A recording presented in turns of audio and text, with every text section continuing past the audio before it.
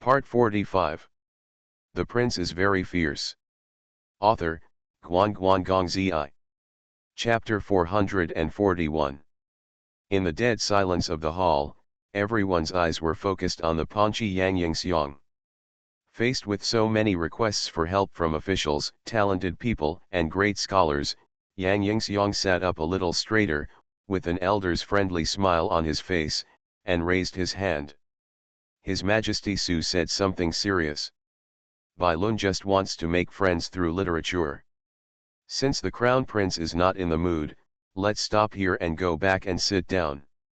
Yang Yingxiang opened his mouth to smooth things over, and everyone breathed a sigh of relief. Tang Bailin used the donkey to get off the slope, nodded and chuckled a few times, and was about to turn around and leave. Under normal circumstances, if Su Buletinling had bullied others to this point, he should have stopped as soon as he was satisfied. After all, the target of humiliation had run away, and he could not stand still and continue to curse. But what everyone didn't expect was that Su Buling ignored Tang Bailin at all, looked at Yang Yingxiang, frowned and said, "Who do you think you are?" Yang Yingxiang's smile suddenly froze, and his eyes instantly darkened. "Who are you?" Many talented people and beauties were stunned. They didn't understand why the prince of the feudal lord, who was so handsome, had such a bad temper. He would bite anyone he caught. Even Xiao Ting was a little confused and thought to himself, could it be that my aunt refused Su Buling? Xiao Qi naturally didn't offend Su Buling, but she saw Su Buling's intention, and she was not surprised at this time. She sat quietly drinking tea and watching the show. Behind the table where many great scholars were sitting, the prefect Du Hui's face turned pale. He wanted to speak to smooth things over, but he didn't dare to speak. What if Su Buletinling would spill his anger on him? For a moment, Du Hui could only ask Lu Hongxin next to him for help. Now only Lu Hongxin could relieve the situation. The only one who would not contradict Su Buling was the eldest member of the Lu family. Unfortunately, Lu Hongxin was still reading the poem draft and didn't seem to see the scene outside.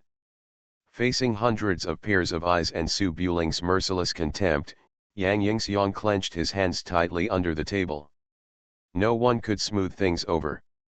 Being ridiculed like this, if it was just a slap in the face, the entire Jinling city would be ridiculed.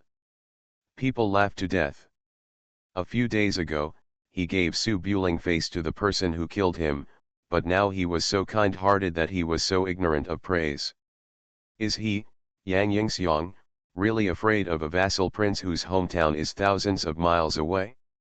Yang Yingxiang smiled stiffly, raised his hands and cupped his fists in the direction of Hangzhou. Prince Su may not know Yang. My sister is the concubine of King Wu. Yang is honored to call His Highness King Wu brother-in-law. Su Buling turned around and walked towards the stage where Yang Yingxiang was, his eyes slightly cold. A family member of a feudal lord's concubine dares to point fingers in front of me. Who gave you the courage? You dash. Yang Yingxiang suddenly became furious, slapped the table and stood up. Yang Yingxiang was a man who cared about saving face, so it was okay to give in behind his back. With so many people watching, how could he just swallow his anger in the face of such aggressive words? Su Shizi, this is the territory under the jurisdiction of King Wu, and my sister is King Wu's favorite concubine. Do you not take the Song family seriously?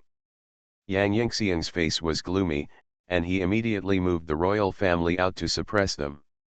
Su Buling is the eldest son of Prince Su, so it is impossible for him to despise the Daio royal family.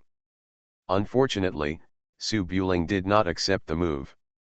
He walked slowly onto the stage and said coldly, "My Su family only respects the Song family, but your surname is Yang, what does it have to do with the Song family? I don't take your Yang family seriously. The King of Wu belongs to the Daio royal family. Since my sister is married to the King of Wu, my Yang family is the in-laws of the Song family." Yang Yingxiang's face was red with anger.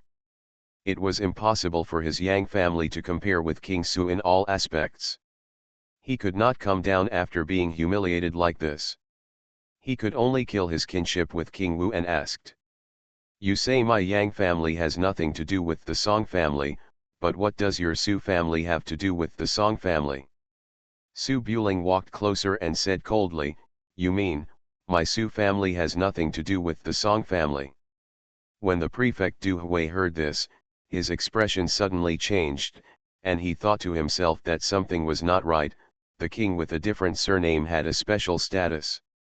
If he said that King Su family had nothing to do with the Song family, then didn't his mother just say that King Su had already supported his own army? These are words that slander the vassal king for being disloyal. If you lose your head, you may lead Yang Yingxiang to death. Du Hui reacted and quickly spoke to stop him. It's a pity that Yang Yingxiang's thinking has been distorted. For the sake of face, he clings to the straw of being an in-law with the king of Wu and responded angrily. My Yang family and the Song family are in-laws, and your Su family has nothing to do with the Song family. Cha! The sword flashed and blood flew away. Under the gaze of hundreds of people, Yang Yingxiang, who was spitting and arguing, had no time to raise his hand, and Do Da's head flew into the air. His mouth opened and closed a few times while spinning, but he could no longer make any sound. Ah! The sudden bloodshed caused the whole audience to scream in shock. The talented and beautiful ladies were frightened, and many people fainted directly. Du Hui shuddered and fell to the ground with the stool, his eyes wide open as he looked at the headless corpse that was spurting blood. Xiao Qi's eyes widened. She thought that Su Buling was going to humiliate Yang Yingxiang to teach him a lesson, but she didn't expect to directly kill the stinking stone. After being shocked for a moment, she was made nauseous by the bloody scene, and she frowned and turned her head. Go! Boom! The head fell among the crowd with a muffled sound. Tang Bailin and others were so shocked that they quickly retreated and fell to the ground with pale faces. Su Buling had already put away his sword, patted his white robe that was not stained by any blood, and looked at everyone in a blink of an eye. You heard it? This traitor clearly pointed out that our lineage, King Su, has nothing to do with the Song family. Our lineage, King Su, is loyal to the Song family. The 3 generations of our ancestors have never been disloyal for a moment.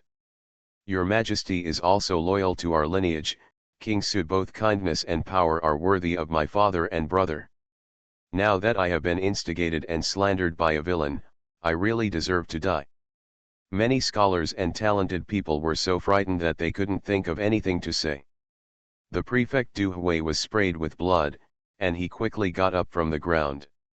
In this case, what can he say when everyone is dead? He must find a justifiable reason for Su Buling, so as to prevent King Wu and King Su from causing trouble. Get up and speak quickly. It's true. Yang Yingxiang is so bold that he dares to slander the feudal king as a disloyal minister. He really deserves death. If the king of Wu is here, he will definitely clean up the clan with his own hands.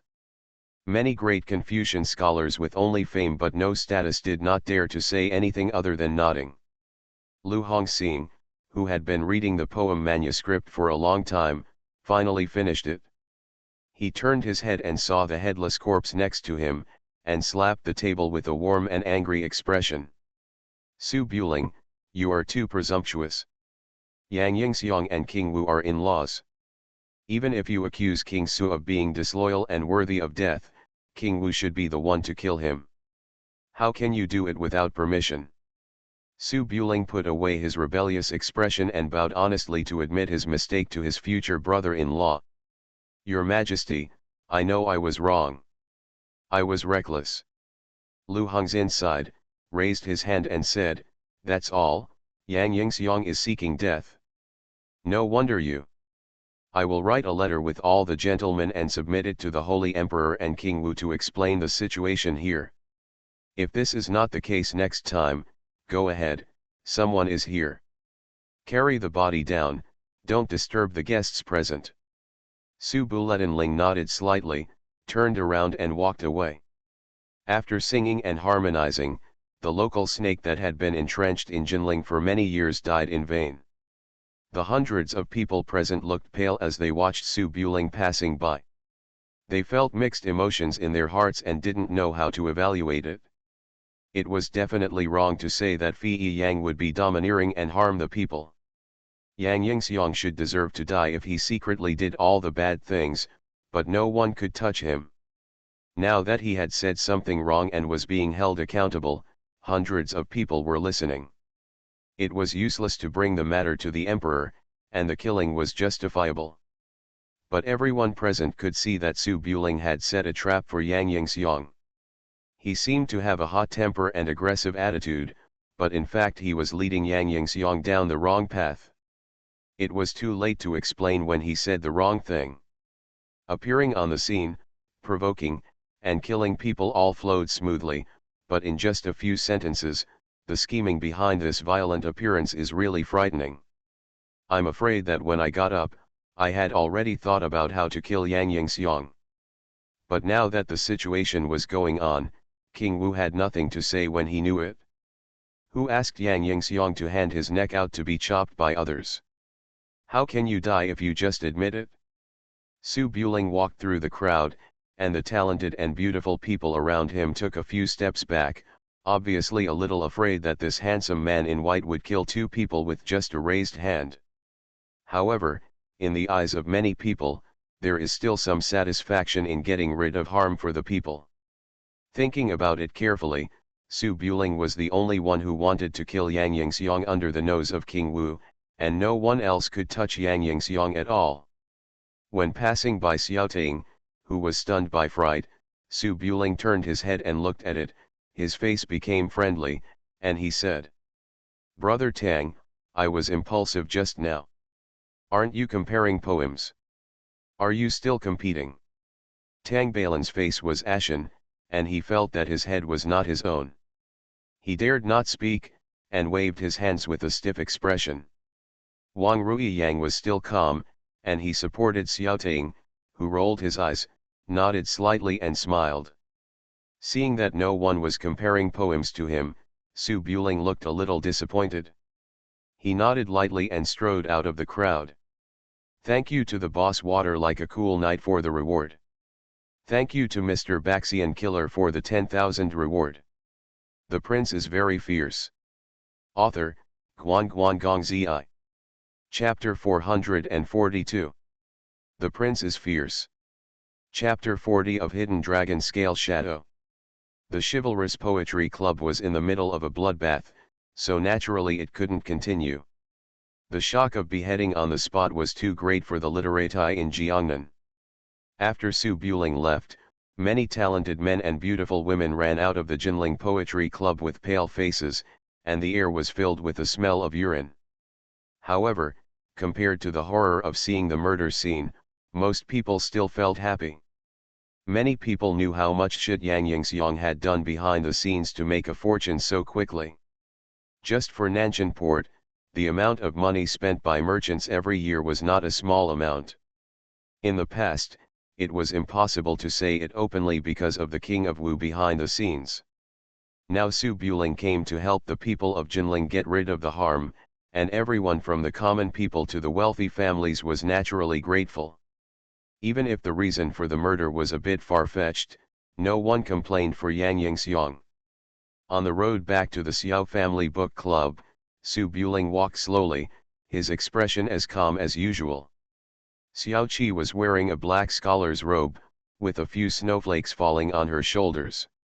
She walked beside Su Buling, occasionally tilting her head to look at Su Buling, then frowning and thinking, wondering what she was thinking about. After several times, Su Buling raised his hand and patted the snow on Xiao Qi's shoulders. "Qi, what are you thinking about?" Xiao Qi was helpless with this name that gave her goosebumps, and did not retort, but just whispered. "Why did you want to kill Yang Yingxiang?" "I just deduced that even if you found an excuse, this move would inevitably make King Wu dissatisfied. He might not be cold to you if he needs you, but he will definitely remember this grudge. In the long run, offending the richest King Wu is not a good thing." Xiao Qi did not say some words, but the meaning was very clear. Su Buling broke the situation set by Song Ji and had a grudge with Song Ji. Even if Prince Su did not rebel, he would definitely find a way to pull down the Song Ji lineage, which was intended to reduce the power of the vassal states, and support a new monarch. This would reduce the choice of making enemies with other vassal kings. If he offended all the vassal kings of the Song family in advance, he would have no other choice but to rebel. Killing Yang Yingxiang would not only make people happy, but would also be detrimental to the general situation. According to the position of the person in power, this choice was wrong. Su Buling smiled lightly, a little innocently. Didn't you ask me to kill him? Xiao Qi didn't want to take the blame, and frowned, saying, don't push the responsibility onto me. You asked me if I wanted to get rid of harm for the people. Of course I wanted to, but I was just curious about how you get rid of harm for the people, so I asked like that. Who knew you would kill people without considering the consequences? There are many ways to solve problems, and killing is the most radical way. Sometimes nothing can be solved, and it will only cause more trouble. Su Buling spread his hands. How can this be called radical? This means that my Su family will take care of things that the court can't handle, and I will kill people that the court can't kill. My Su family has always been like this. The whole Jiangnan is trying to protect itself and doesn't want to touch Yang Yingxiang, so this matter can only be done by me. I have already learned about it in the past few days. I asked you to see if you think he can be killed. If you think he can be killed, I will naturally do it. Xiao Qi had nothing to say about this. According to the rule of law, Yang Yingxiang could not escape the death penalty. If we don't consider the messy external factors, Su Buling's approach is indeed no problem. I didn't say that you were wrong to kill Yang Yingxiang. I just think you were too direct. Sometimes you could be more tactful. The best strategy is to attack the enemy's plans. It's best to use your brain instead of force. We've only been in Nanjing for 4 days, and you killed 3 people, basically 1 a day, without saying a word. If you felt that the emperor was wrong that day, would you have killed him without saying anything? It's not like I haven't killed anyone before. Xiao Qi held back for a long time, but couldn't say anything. She felt that the handsome young man next to her was a madman. At that moment, he could only snort faintly. The child is incorrigible. Su Buling did not mind this criticism, and smiled and said, I am not a reckless man, I just used the simplest method to solve the problem. Killing Yang Yingxiang can eliminate harm for the people, and it has no effect on me, that's enough. What about King Wu? I give King Wu 10 courages, and he dare not do anything to me. It is a dereliction of duty to allow his subordinates to harm the people. If it were my grandfather Su Lai, he would hang King Wu up and whip him. Xiao Qi frowned slightly, but did not refute it. The styles of the generals and the families of scholars are too different, and there is no point in discussing it. She thought about it and said softly. Anyway, you did the right thing in this matter, and it was beyond my expectation. Just think of it as you helping me get rid of Yang Yingxiang. Anyway, I don't like him for a long time. Su Buling was satisfied, and he curled his lips slightly to reveal a bright smile. Then how should you thank me? Xiao Qi slowed down her pace and looked at Su Buling with a slightly fixed gaze. Don't push your luck. I don't like your way of doing things. I praise you only when you do the right thing, but this method can easily lead to irreparable mistakes and is not advisable. Su Buling shrugged slightly, pretending to be polite, and stopped talking. The night was quiet, and the lanterns under the eaves emitted a dim light, reflecting the flying snowflakes. The two walked side by side on the street, and fell silent. The atmosphere gradually became a little awkward. Xiao Qi didn't like this kind of atmosphere. She liked to control everything within her control, so she changed the topic again. Just now Tang Bailin asked you to show up. I thought you were going to write a poem to shock the whole audience, just like those high-spirited scholars. But it turned out that you really shocked the whole audience. You ruined a good event. In our Jiangnan, people who use violence at poetry gatherings are called barbarians. There was a bit of disdain in his words, but not hate.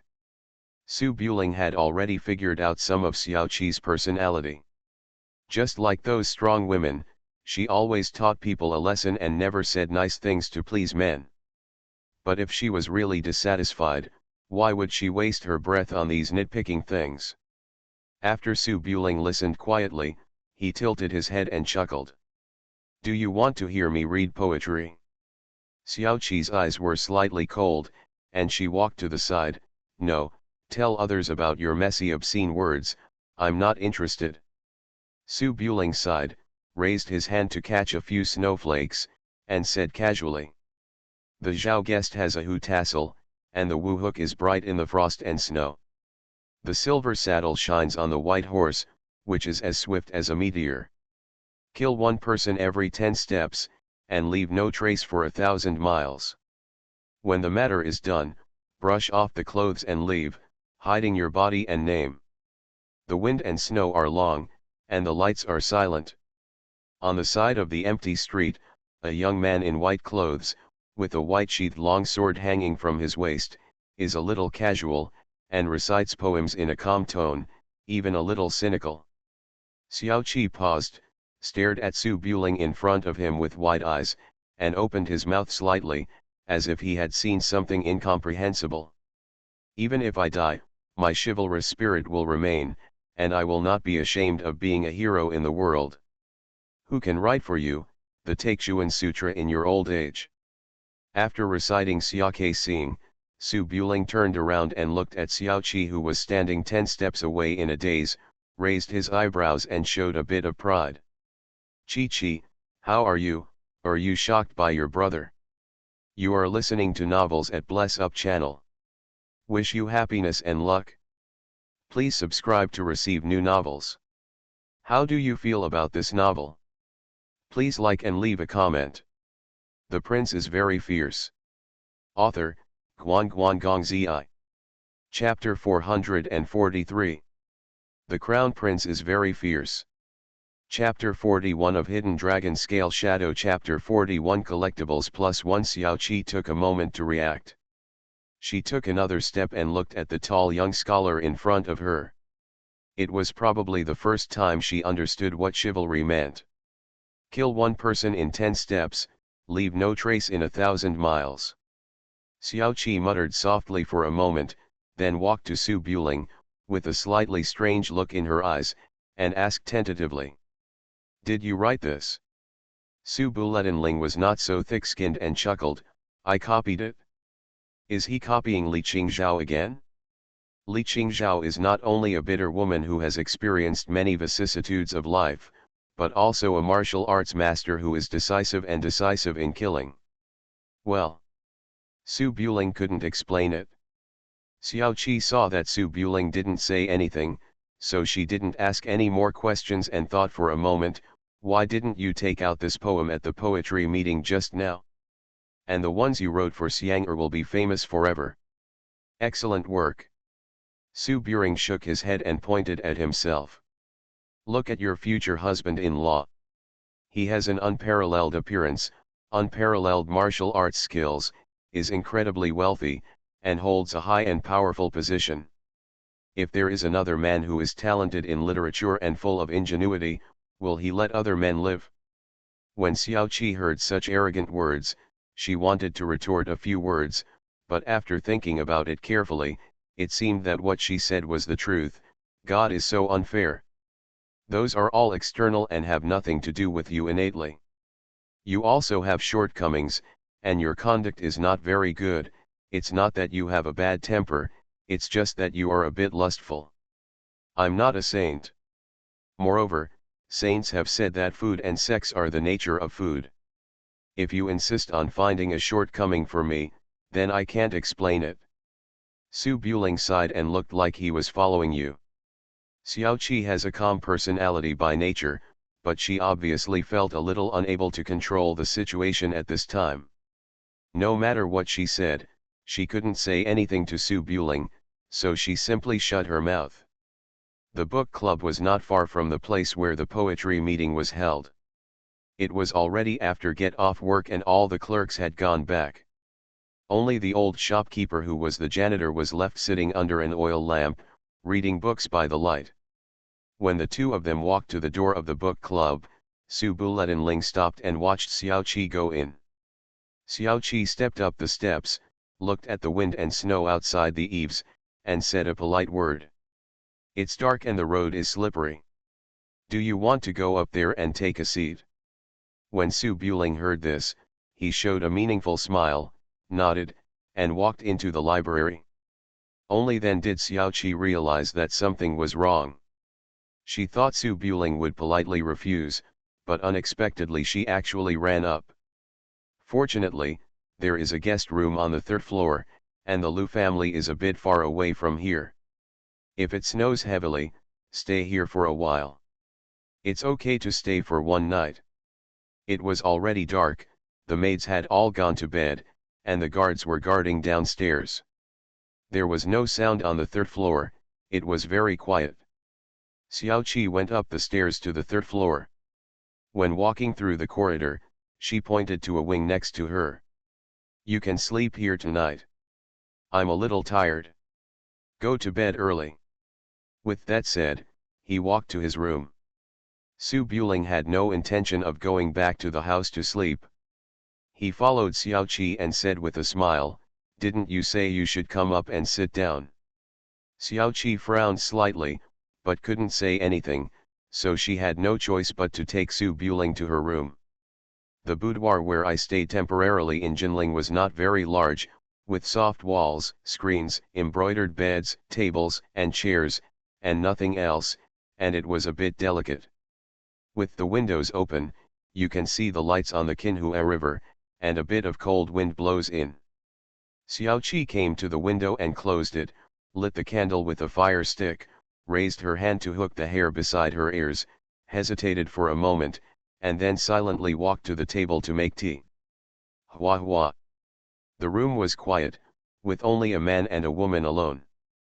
Su Buling gently closed the door, bolted the door bolt, walked behind Xiao Qi, looked at her graceful figure, and raised his hand to untie the hair tie on her head.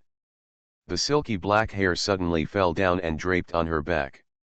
Xiao Qi's shoulders shook slightly, and she turned around suddenly, only to realize that Su Buling was already close at hand. There was a bit of shock and anger in her eyes. She held the table with her hands and scolded softly.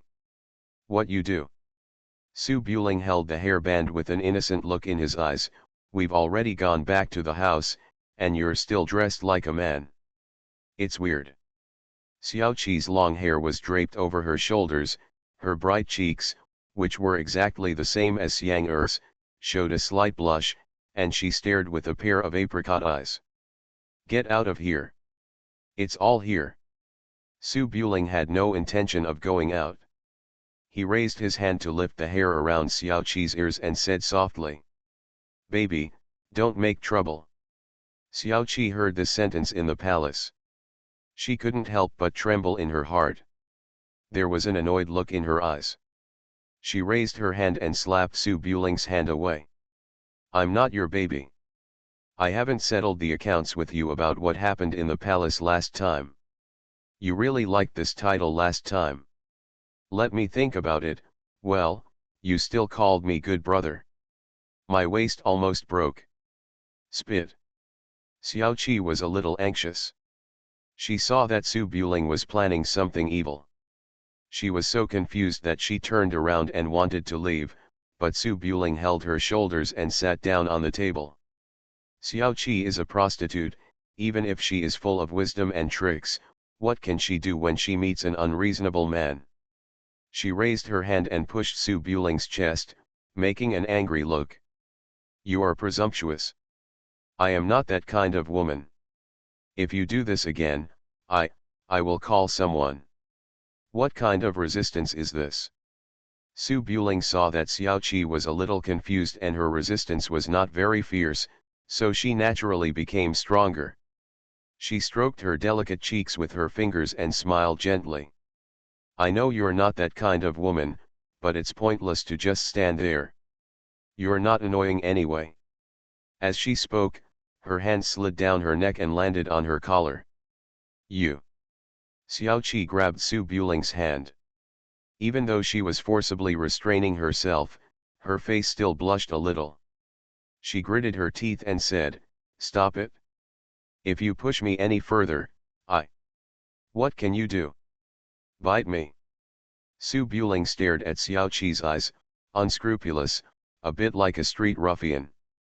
As the saying goes, a scholar meets a soldier, and he can't explain his reason clearly. Xiao Qi is very intelligent and can take charge of the overall situation, but facing this kind of shameless man, she really has no way to deal with it. She can't really ask the guards to come to rescue her. If she does that, everyone will know, and the guards can't beat Su Buling. She can only pretend to be angry and twist Su Buling's fingers, trying to push him away. "Let me go." Su Buling's technique was very skillful. Xiao Qi and Xiang Er were twins, and they even had the same sensitive parts. He knew it last time in the palace. He gently approached Xiao Qi, put his mouth close to her ear, and blew gently. Woo! The man's breath came to her ear, and Xiao Qi was stunned. She turned her head to avoid it, but she was so close and powerless. Facing Su Buling, who was almost invincible in martial arts, there was no way to hide. After dodging twice, she was still kissed. Xiao Qi gritted her teeth and slapped Su Buling on the shoulder a few times in anger, but it didn't work. The scene in the palace last time quickly reappeared in her mind. The frightening feeling was vivid in her mind, and a thought flashed through her mind, it's not the first time anyway. Xiao Qi knew that this idea was wrong, and she instinctively wanted to resist, but she couldn't stop Su Buling's aggressiveness.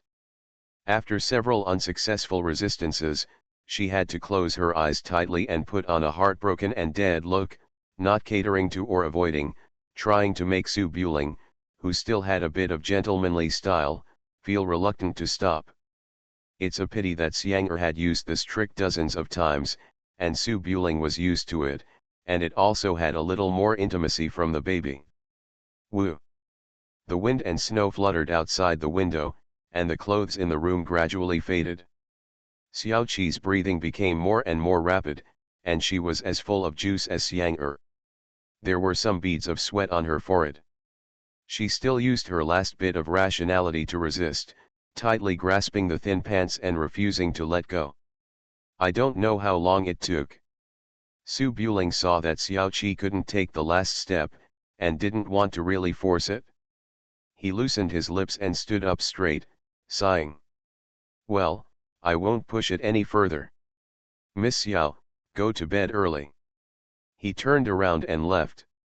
Xiao Qi slumped on the table, finally freed herself from the dizziness, secretly relieved, but for some reason, she felt inexplicably empty, so she couldn't help but say, "Eh." This obviously contained the surprise of "Why did you leave?" Su Buling smiled secretly in his heart, turned around, looked at Xiao Qi who was half dressed, and blinked. "What? How about I stay?" Xiao Qi's face really flushed this time, her eyes were full of shame and anger, raised her weak arm, and threw the teacup at Su Buling. "Lecher, get out of here."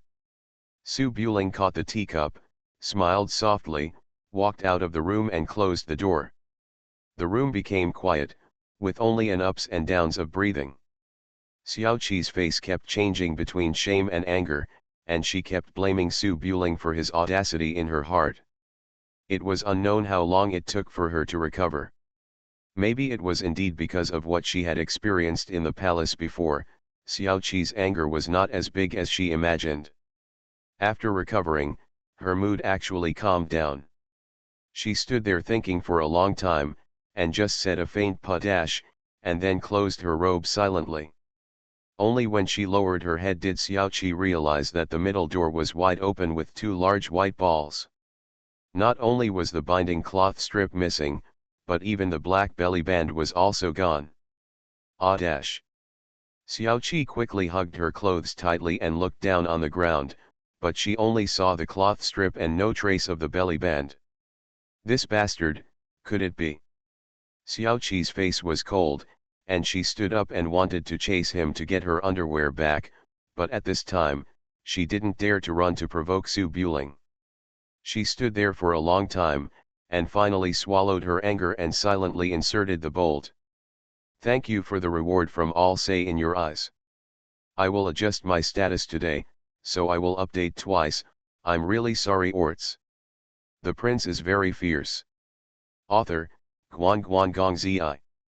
Chapter 444. As the night deepens, Jinling City falls into silence in the wind and snow. There is some laughter on the Qinhua River, and only watchmen in raincoats occasionally pass by on the streets. In the inconspicuous northeast corner of the city, Wu Yu, a wild Taoist, returned from the Qinhua River and returned to the inn where he stayed. The inn is located in a civilian area of Dongcheng. There are many escort agencies, and people from all walks of life like to meet here. Wu Yu's brother Shui was chased to death by the wolf guards, and Su Buling had to share in this revenge. For several days, Wu Yu relied on his extraordinary lightness skills to secretly keep an eye on Su Buling's movements. Su Buling did not hide his whereabouts. He went back and forth between the Lu family and the book club at 2 o'clock every day. Even if he was alone, Wu Yu did not have the courage to go over and say hello. At present, it seemed that there was no chance of revenge at all. At this time, only the waiter was left in the inn, sitting at the door waiting for the late guests. Wu Yu entered the living room with his sword in hand, and saw Chang Shijian, the helmsman of Dainglu who was meeting him, sitting at the table eating chopped green onion noodles. Chang Shijian was dusty and had just arrived at Jinling City. There was a long strip wrapped in black cloth on the table, which looked like a weapon. Seeing this, Wu Yu put away his thoughts, quickly came to the table, raised his hand and said hello. Brother Chang. Chang Shijian raised his chopsticks and asked Wu Yu to sit down. After finishing the noodles in 2 mouthfuls, he breathed out. I just came from Hangzhou and I have an errand for you. I remember that your brother Shui, who died in Chang'an, seems to be a distant relative of Xuechenzi. Wu Yu sat down across the table and poured 2 cups of tea. It's true. My brother is very good with an iron gun. He is Xuechenzi's nephew based on seniority.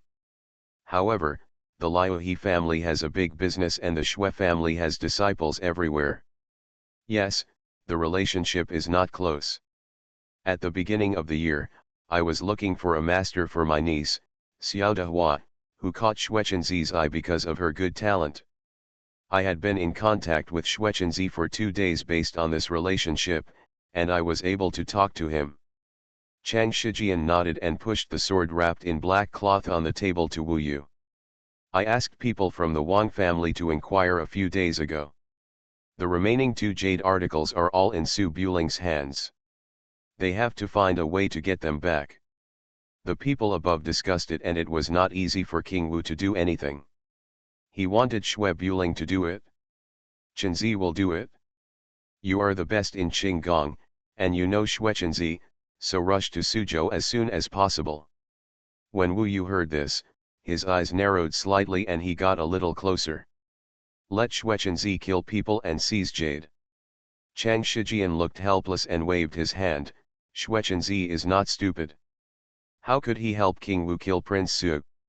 If he really wanted to kill Su Buling, he wouldn't let you and me pass on the message. The main reason is for the jade. Xuechenzi is from Jianghu, so it is reasonable to collect jades to find the Tongtian treasure book, and Su Buling will not be suspicious. Moreover, Xuechenzi's status in Jianghu is aloof. Su Buling would not dare to make any mistakes if he can talk to Su Buling face to face in Jiangnan. He is the only one. Bring the king of Wu's brand and the sword to Xuechenzi and ask him to exchange the sword for the jade. From now on, the king of Wu will greet the local government in Taizhu and turn a blind eye to the Liuheman escort incident. Close one eye and benefit each other. Wu Yu nodded slightly. It seemed like a simple job. The martial arts circle in Jiangnan is not large, and Xuechenzi is the well-deserved leader.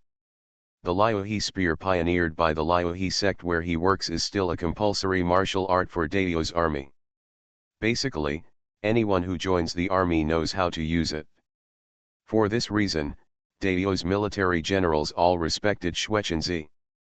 10 years ago, when Tai Ying hunted deer, the imperial court did not touch Liuhe Gate. Xuechenzi is older and is of the same generation as the old swordsman Zhu Zhoushan. He follows the tradition of the old-school Jianghu people and has a clear boundary with the government.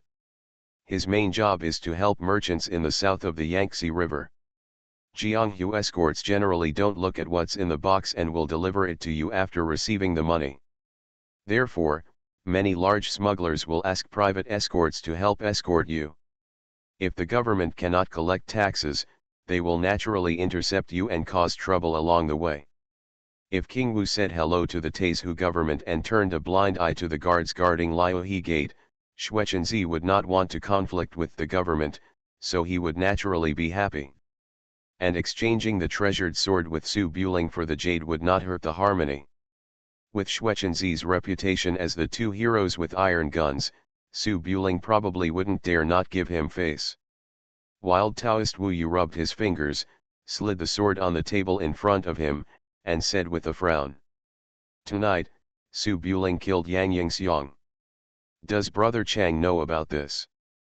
Chang Shijian wiped his mouth with a handkerchief, shook his head and said, people cannot be resurrected after death, so what can they do if they know it? Will King Wu be angry about this? This. Chang Shijian thought for a moment and sighed. For Yang Yingxiang to be able to become so big in Jinling, King Wu must have said hello behind his back. Nanshan port receives so much real gold and silver every year, not all of it is given to King Wu. Otherwise, how can I fight against Yinglu and other forces? Chopping Yang Yingxiang with such a knife is equivalent to cutting off a piece of flesh from King Wu. How can he not be angry? Dainglu only came into contact with King Wu 3 years ago, and it was then that it started frantically recruiting people to expand its scale. Traveling around the world also requires food and clothing. They can't recruit people who pay for De Yinglu to do business. De Yinglu doesn't kidnap money and rob people to do business. The source of the money must depend on the big benefactor behind it, King Wu. The King of Wu is planning big things, and the forces he has secretly cultivated are not only the Eagle Tower. These financial expenditures are not visible to the public, and they are all squeezed out from various gray areas. The loss of Nanshan port will indeed lose a large piece of meat. Wu Yu nodded and thought for a moment. If Su Buletinling kills Yang Yingxiang, Nanshan port will definitely not be able to continue collecting cash. Since King Wu is angry, will he treat Su Buletinling? Chang Shijian naturally understood what he meant and waved his hand. This kind of thing, even I can't know, and it's not our turn to worry about it. Su Buling is about to leave for Hangzhou, and we have to take action on the way. Time is short. You quickly pass the message over.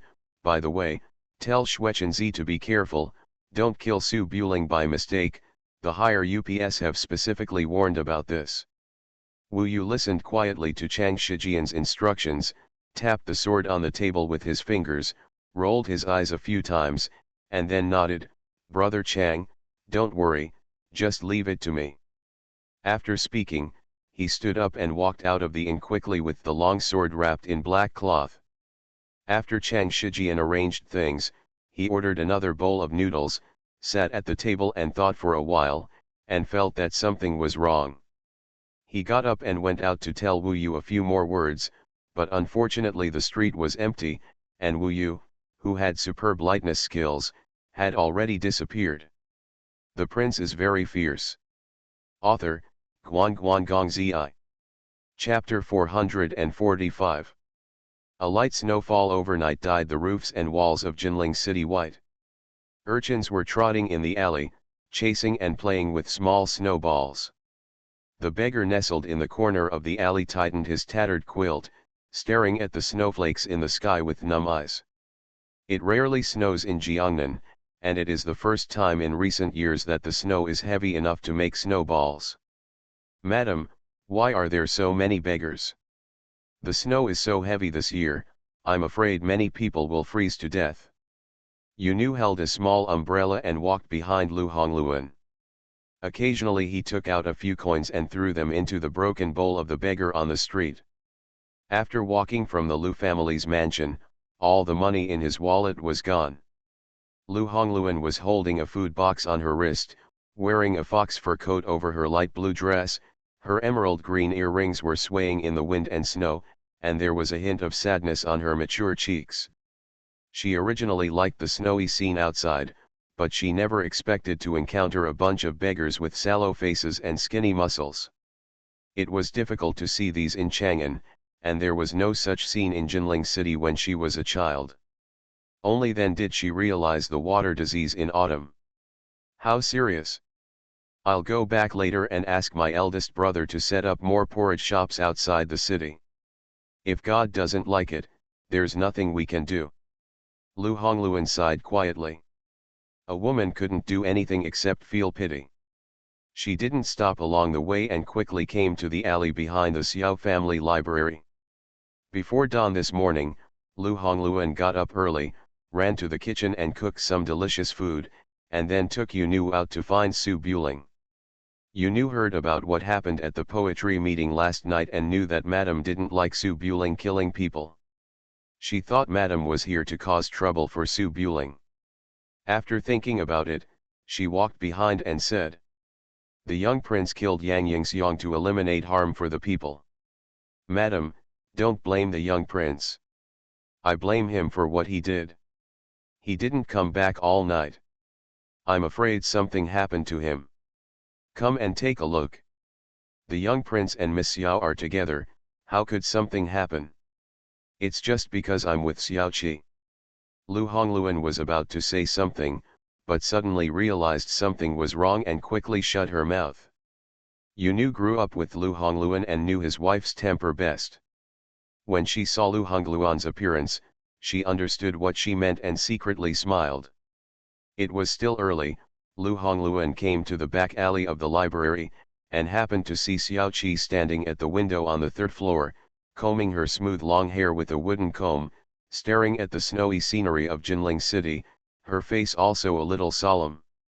Looking upstairs from the alley, due to the different angles, Lu Hongluan could only see Xiao Qi, who had just gotten up, standing at the window. He could not see what was inside the house, but Su Buling did not return home last night. Lu Hongluan's eyes looked a little suspicious, thinking that her baby bump must also be in the room. Maybe the two of them went to a poetry gathering yesterday and had a big fuss. When they came back in the evening, Xiao Qi was impressed by Su Buling's masculinity, and then, thinking of this, Lu Hongluan snorted lightly and wanted to lower his head and enter the back door from under the eaves, then sneak up and take a look inside. It's a pity that Xiao Qi is not a person who can be in a daze.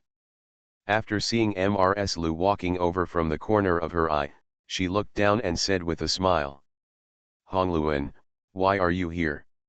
When Lu Hongluan saw that she had been found, she stopped hiding, returned to her dignified and steady appearance, and raised her cheeks.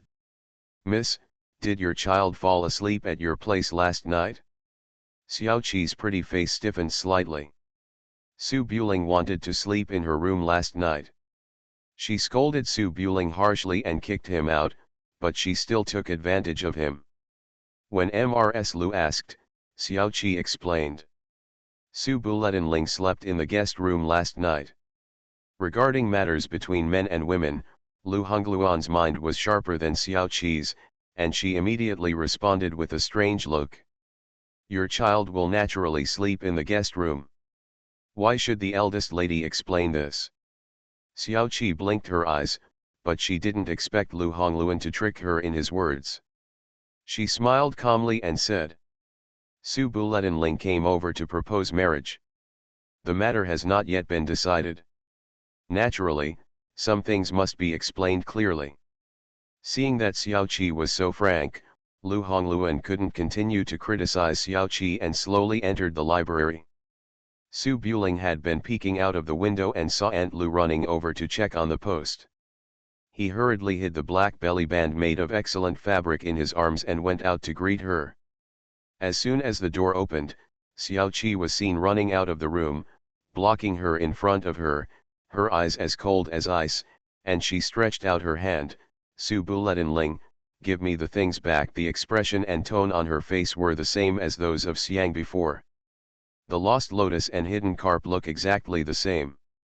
Su Buling looked confused and looked at the cold beauty in front of him. What is it? Xiao Qi has been running such a big business since she was a teenager, and she is very smart. She is not the kind of woman who is shy and dare not speak. Return the belly band to me, or I will tell Hongluan about this. She is the most disciplined person. She will definitely be angry with you if she knows you are touching her.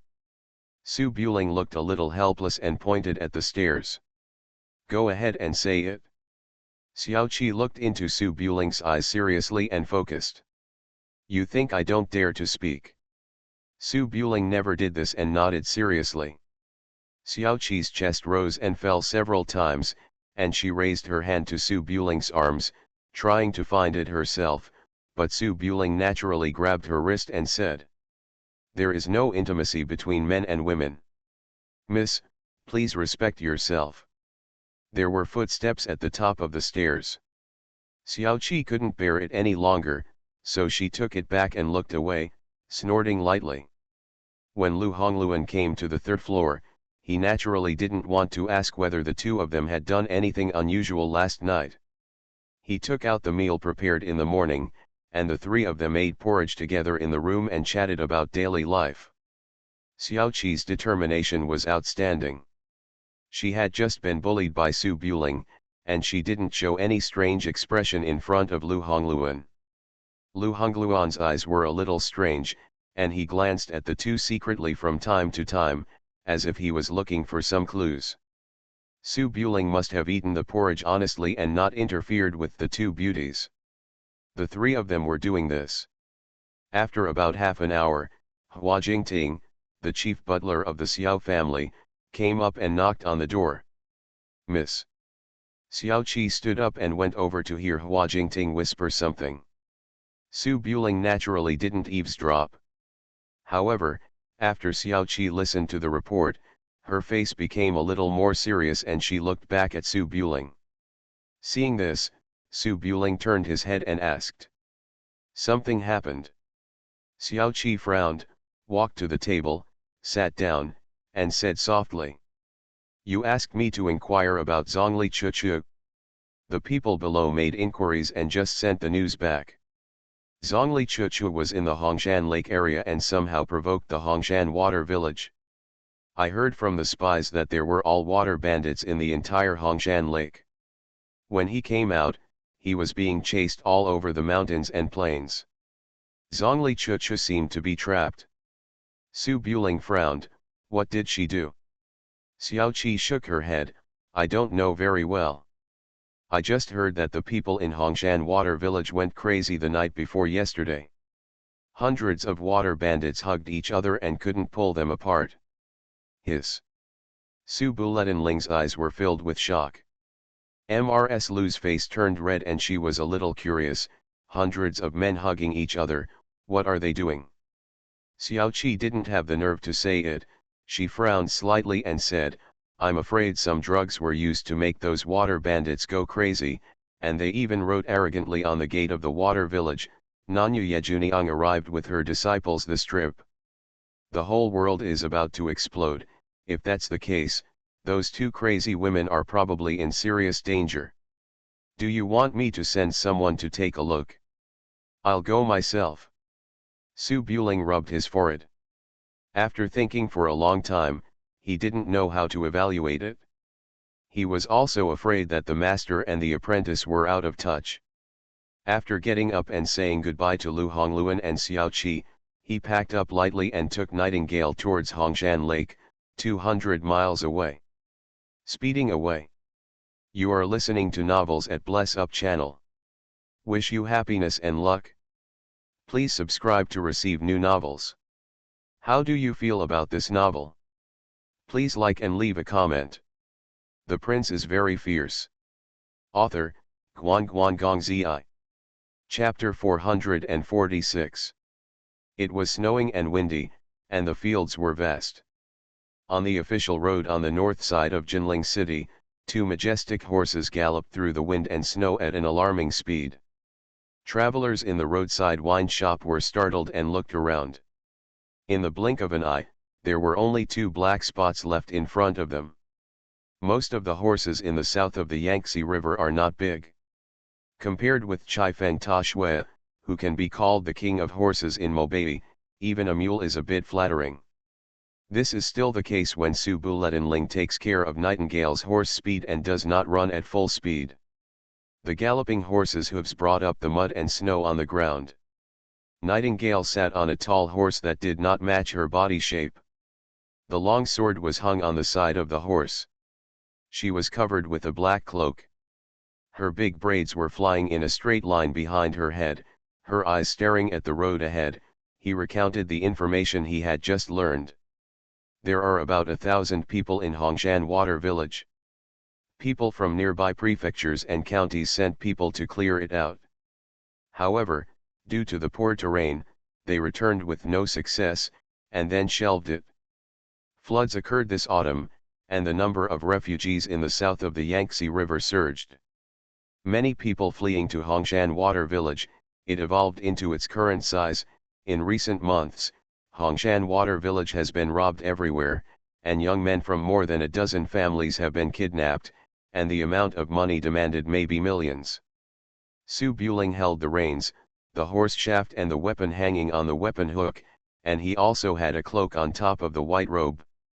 Hearing this, he frowned. 1,000,000 taels of silver. Nightingale nodded, with a sigh on her face. Yes, Jiangnan is different from us in Ziliang.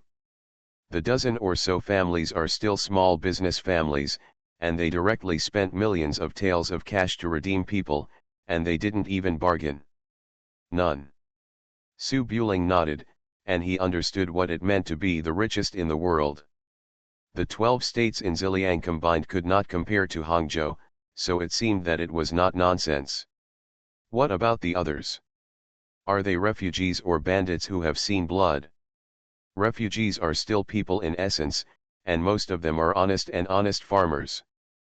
But once they see blood, the ferocity in their bones is aroused, and their combat effectiveness will skyrocket. Without the control of military discipline, they are even more dangerous than Jianghu people. After all, people in rivers and lakes just want to make a living, and bandits who evolved from refugees often burn, kill, and loot just to vent their anger. Nightingale thought for a moment. The number surged just a few months ago. Most of them are refugees who steal food and finance from the surrounding area. They are probably not vicious. However, there are about 300 people in Hongshan Water Village itself, and they have been entrenched in Hongshan Lake for many years.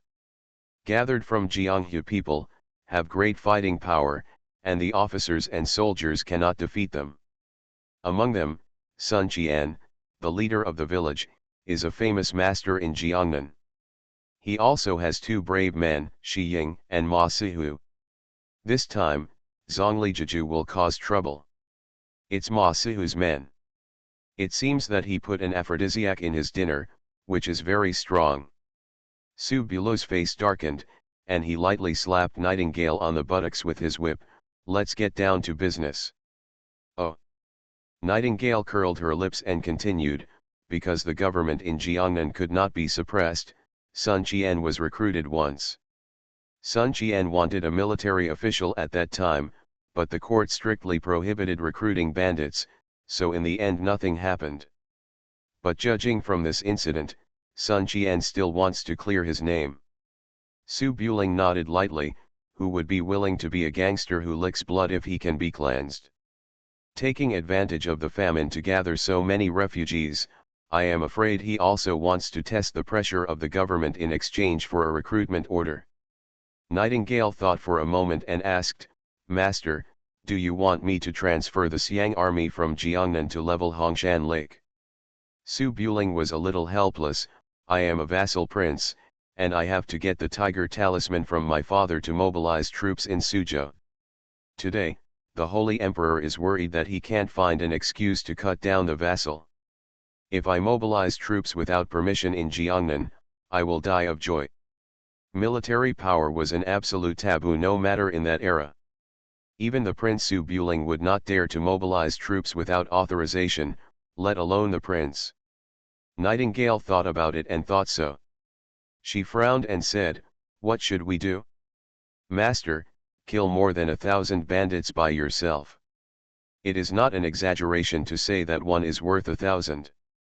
If they really attack each other, it is not impossible to kill 1,000 people before dying from exhaustion. However, a bandit camp with more than 1,000 people must have bows and crossbows. It is impossible for one person to kill them all." He shook his head and said, "We are going to rescue people, not to suppress bandits. Let's check the situation first." Nightingale was still a little disappointed when she heard this, and said softly, "Oh."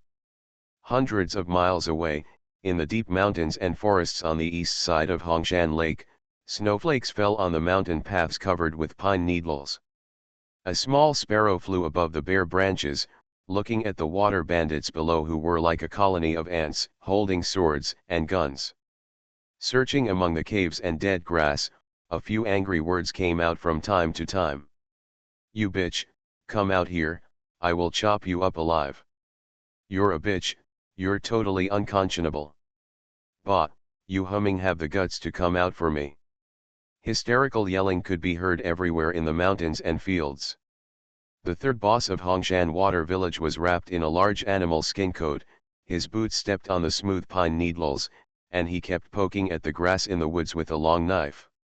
Even after 2 days, his face was still livid. The night before yesterday, the village received a ransom and wine, meat, and food from a big family. Since this transaction was completed by Ma Sihu, he and his subordinates held a celebration banquet. Ma Sihu was also an expert in martial arts.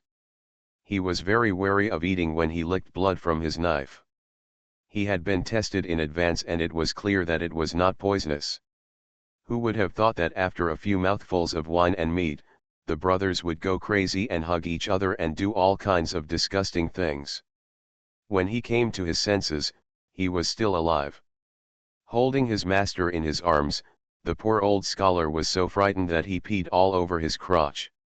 How could Ma Sihu be kind to such a shame and humiliation, let alone write provocative words on the gate of Shuazai?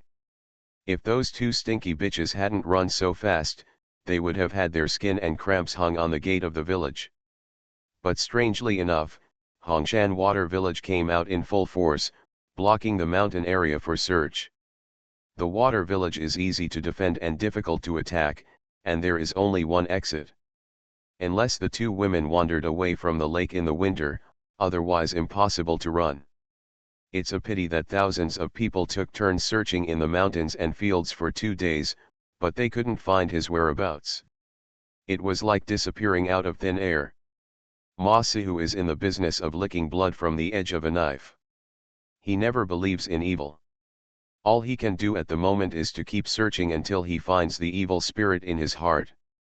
On a big rock about half a mile away from Ma Sihu, Zhongli Jiju was wearing a raincoat made of withered grass, lying next to Zhongli Chuchu, who was also dressed in boredom, holding her chin up and looking towards Jinling in the distance. Yuz Hung said, "Chuchu, you said that heartless person, why hasn't he come over? It's been 2 days, and the news should have reached Jinling. After all, I have been nice to him. I gave him the chain dragon goo." Zhongli Chuchu's body was covered with a thin layer of snow. He gently rubbed the jade pendant and said helplessly, "Master, he said he won't care about us. What's the point of bullying these fools? You might as well just poison them all to kill them and eliminate harm for the people." Zhongli Jiju sighed faintly, "There are more than 1,000 people, and there are meat tickets among them. I am not a cold-hearted woman. How can I sleep after being poisoned to death? I can't bear with my conscience. There's no need to use aphrodisiacs.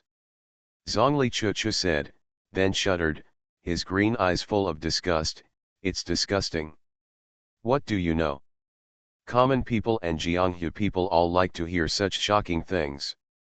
Believe it or not, it won't be long before even the western regions hear about it, and our masters and disciples will become famous all over the world.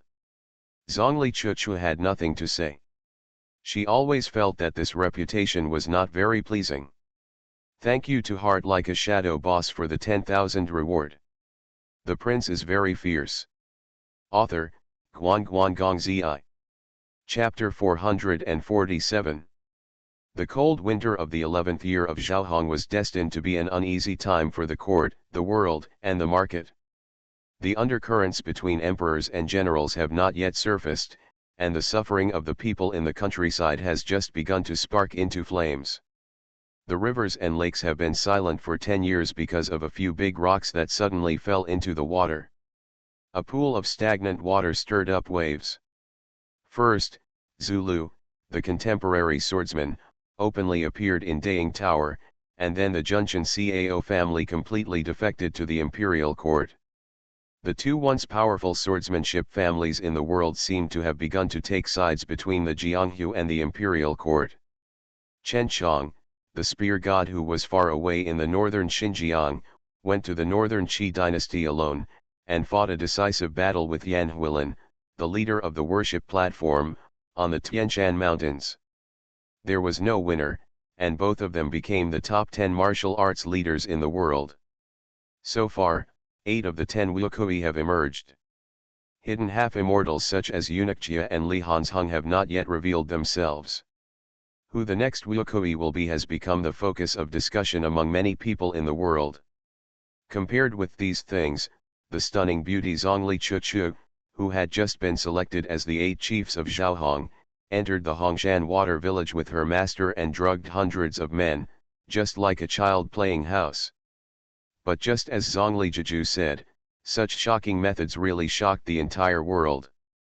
In Taizhou, which is more than 200 miles away from Jinling City, the Gulan wine shop is overcrowded, and storytellers are everywhere telling stories about 300 men from Hongshan Lake fighting hand to hand. Xuechenzi, the master of the Liuhe sect, one of the 10 martial leaders of the day, was also on the high platform outside the martial arts arena, listening to his direct disciples tell about the interesting things that happened at Hongshan Lake. As the only top Jianghu sect in Jiangnan, Liuhemen has great influence in Taizhou. Even the government has to give 3 points of courtesy. Most of the Jianghu people in Jiangnan are concentrated in Taizhou city. This can be regarded as one of the few Jianghu sects in Jianghu after Iron Eagle hunting deer. One of several Pure Lands. Xuechenzi is only 60 years old, with gray and white hair, but he has a burly figure and a bronzed skin. He looks like an iron tower sitting on the Grand Master's chair, and he does not look old at all. After listening to the disciples' retelling, he shook his head gently. Ye Juniang? I seem to have heard about it 10 years ago. She caused trouble in Wudane Mountain and made Master Kingxiu so angry that he blew his beard and glared. 10 years have passed, but I didn't expect that he is still alive.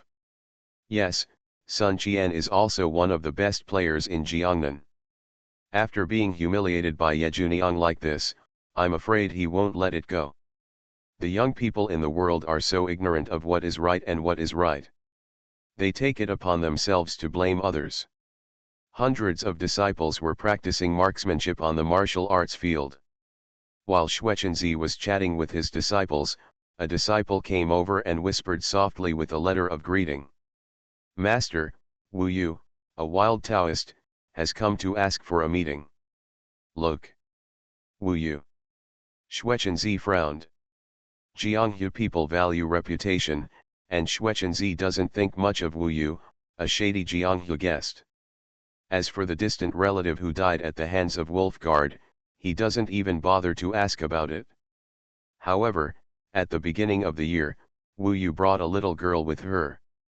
Her talent could not be described as being rare in a century. Xuechenzi has been preaching and teaching all year round, so he must cherish talents. After thinking for a while, Xuechenzi got up and came to the living room and asked his disciple to call Wu Yu in. A moment later, Wu Yu, a wild Taoist who had just arrived in Taizhou, came to the living room carrying a sword wrapped in black cloth and gave a junior salute to Xuechenzi, who was sitting on the Taishi chair. "Meet Mr. Xue." "No need." Xuechenzi held the teacup and motioned to the seat next to him without even raising his eyelids. "Have you found your master, little De Hua?" Wu Yu sat down in the living room with a very respectful attitude. "Thank you, Mr. Xue, for worrying about me. I went to northern Qi a few days ago and brought my little peach blossom to the sect of Mr. Zhou Qingkaiu." Xuechenzi was not surprised when he heard this, and nodded lightly.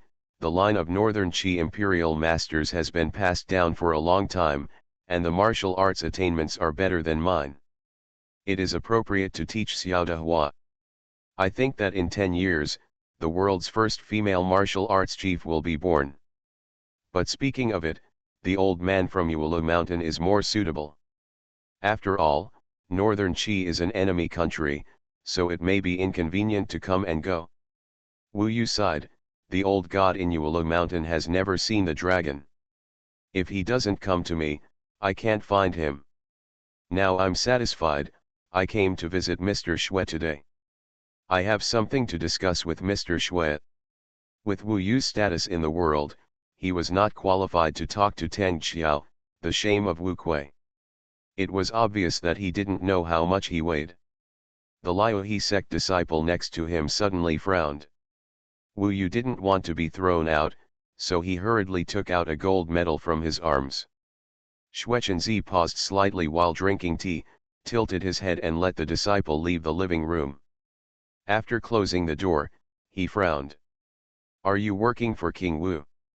Wu Yu didn't say much, nodded and said, "It makes Duke Xue laugh to make a living under the command of King Wu. Xuechenzi is a Jianghu person after all. No matter how senior he is, he cannot despise the royal family, otherwise he would have been killed when Iron Eagle was hunting deer." He put down the teacup and turned his head to look at Wu Yu. "Speak directly if you have anything to say." Wu Yu smiled softly. "Actually, it's not a big deal. There is a rumor in the world that the Tongtian Baodian can be found by collecting 4 jade articles. King Wu is also interested in this. The whereabouts of the jade articles have been found so far, but the identity of King Wu is unknown. Very good to take action. It is rumored that if you learn the Tongtian treasure book, you can live forever, become immortal and ascend. This nonsense is acceptable to deceive young people in the world. Does King Wu also believe it? I'm just passing on a message. I don't know whether King Wu believes it or not, but he is indeed interested in jade. Jianghu people have their own rules, and they don't ask too many questions that shouldn't be asked." Seeing this, Xuechenzi didn't say much and said calmly, "Want me to take the jade back? You might be better at stealing." Wu Yu was a thief, so he didn't care about these slightly sarcastic words. He took off the sword on his back and handed it to Xuechenzi. "Mr. Xue is highly respected, so how could he let you do such a mean thing? The 2 jades are in the hands of Su Buling, the prince of Su Wang. The king of Wu wants Mr. Xue to use this Minghong knife to exchange the jades. Su Buling has a high status and even higher martial arts skills. Only Mr. Xue can talk to him in Jiangnan." Hearing this, Xuechenzi's expression eased a little. He took the long sword, opened the black cloth wrapped in it, revealing the simple blade, flicked his fingers, and the blade came out of the sheath half an inch. The cold light suddenly appeared in the living room, and it seemed that even the temperature dropped a little. Good sword. Xuechenzi is a master-level warrior. He has heard of the name of Minghong knife for a long time. Seeing that it is a genuine product, there is a bit of surprise in his eyes. Wu Yu smiled and said respectfully, "It's not a big deal, I just need to trouble Elder Xue to make a trip." Xuechenzi put away the sword and thought about it for a while. It's really not a big deal to exchange the sword for 2 jades.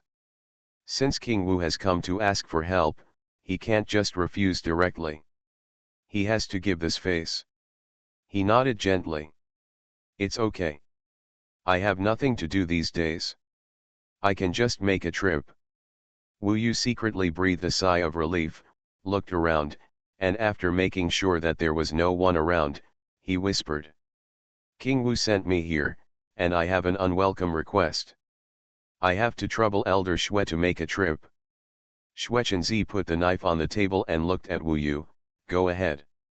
Wu Yu thought for a while and said softly, I think Elder Xue has heard that at the Jinling Poetry Conference, Su Buling killed Yang Yingxiang by relying on his status. Yang Yingxiang, he is the brother-in-law of the King of Wu, and he secretly works for the King of Wu. The King of Wu is furious about this, but it is difficult to punish the Prince of Su openly. Hearing this, Xuechenzi snorted lightly, the King of Wu wants me to help him kill the son of the vassal king? This thing can't be done. No. Wu Yu raised his hand quickly, the King of Wu must get the jade. If Su Buling hands it over, it will be the best. If Su Buling doesn't give face to old Xue and refuses to exchange the jade, I have to trouble old Xue to think of a way. Only then did Xuechenzi understand the meaning not to exchange the jade, but to take the jade back. If he doesn't give it, he will be threatened and beaten until he gives it. As the saying goes, swords have no eyes. At the level of Wu Kuei, once a fight starts, it is not something that can be stopped just because you want to. Su Buling is the prince of a vassal king, and this matter is obviously not easy to handle. Xuechenzi frowned and thought for a while, obviously not wanting to stir up this mess. Wu Yu looked respectful and said seriously, as long as we get the jade, the rest of the trouble will be dealt with by the King of Wu. In the future, he will inform the local government of Taizhu, and the escort of Liuhemen will not be checked again. This exchange condition is very convincing, otherwise the staff of the palace would not have proposed it. Liuhemen and the government of Taizhu have always had friction, but they cannot openly oppose the government, and most of the time they just swallow their anger. If the government no longer asks about the escort of Liuhemen from now on, it will not be a small trouble. Xuechenzi rubbed his fingers gently, and after thinking for a moment, he nodded gently. I will do my best. Wu Yu secretly breathed a sigh of relief, and quickly stood up and saluted. The prince is very fierce. Author, Guan Gong Zi. Chapter 448. The sky turns from dark to bright, and from bright to dark again. 2 days and nights passed. Zhongli Chuchu's chest hurt as he lay on the big rock, so he turned around under the coir raincoat made of withered grass, lay flat on his back and looked at the falling snowflakes in the night sky, sighing faintly. The water bandits in Hongshan Water Village are still searching and scolding them over and over again in the mountains and fields. Unfortunately, her master has been dealing with small animals since she was a child. Snakes, insects, rats, ants, birds and beasts in the mountains and forests can all act as scouts, and they will be attracted when someone approaches. It's open, no one can find it. Ma Sihu was probably so angry that he didn't give up after searching for 4 days. He mobilized a large number of people from the water village and even prepared to set fire to the forest. It was snowing heavily and couldn't light it. He also had people cut down trees and weeds day and night. The tossing. But speaking of it, everyone in Hongshan Water Village was busy looking for them, and they hadn't gone out to harm anyone for 3 or 4 days. This can be regarded as the only gain from this heroic act. Zhongli Chuchu was thinking wildly and turned his head to look to his side.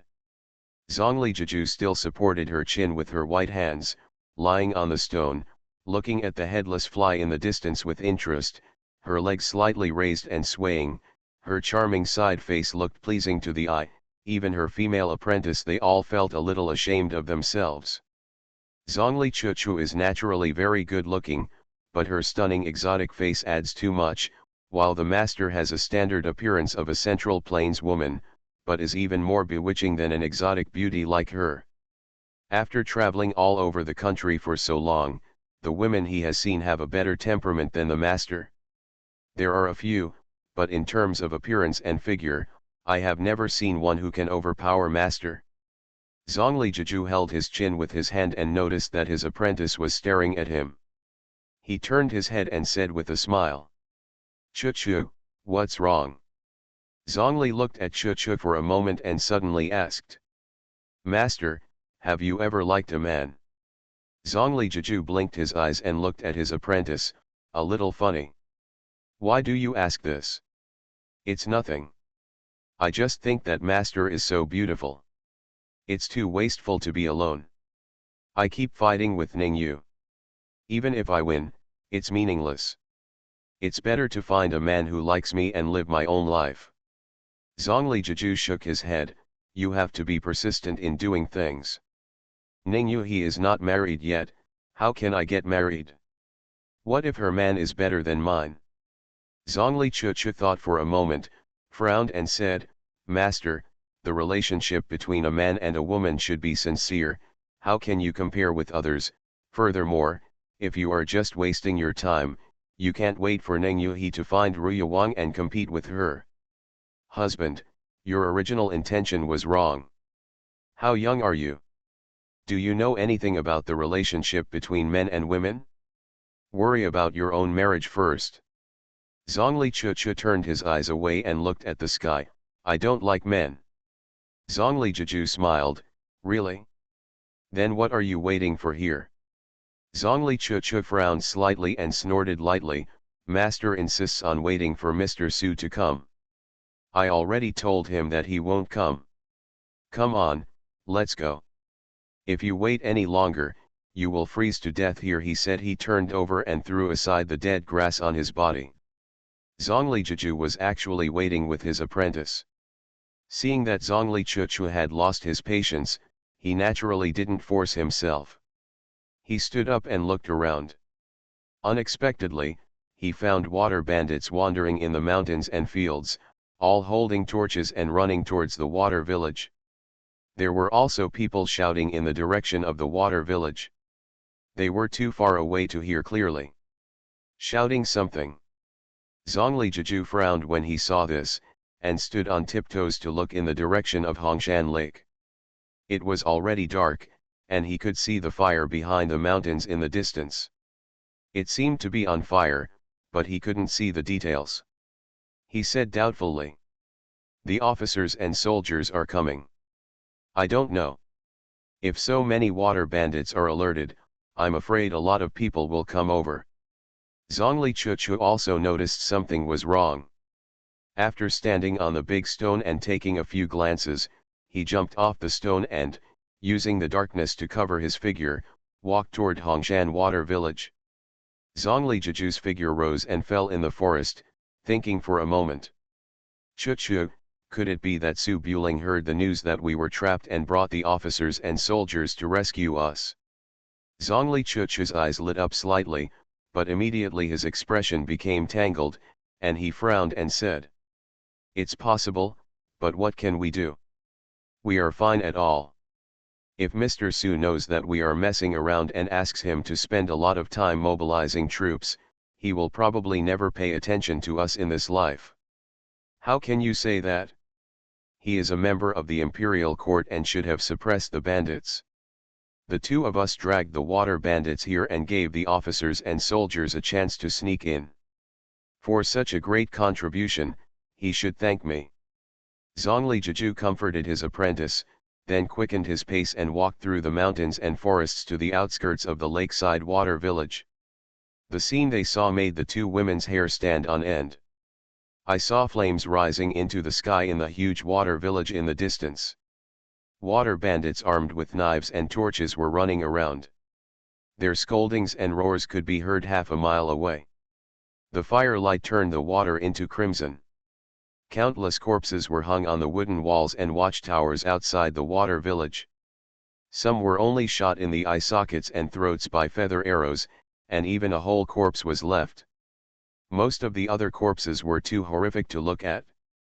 Corpses were scattered everywhere on the road, arms and heads were everywhere, and no complete corpse could be found.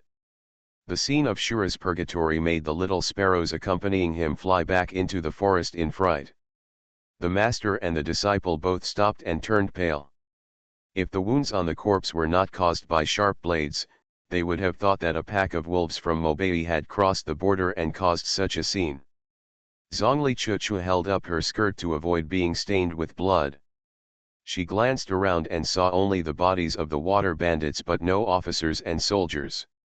She asked doubtfully, "Master, is it the wolf guard running over?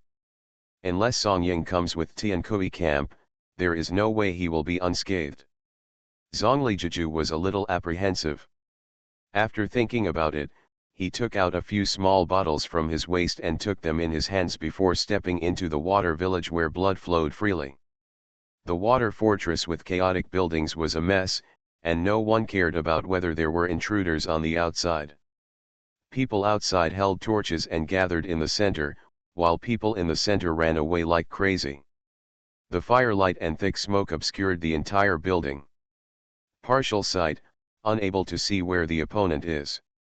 Zhongli Jiju walked silently between the houses.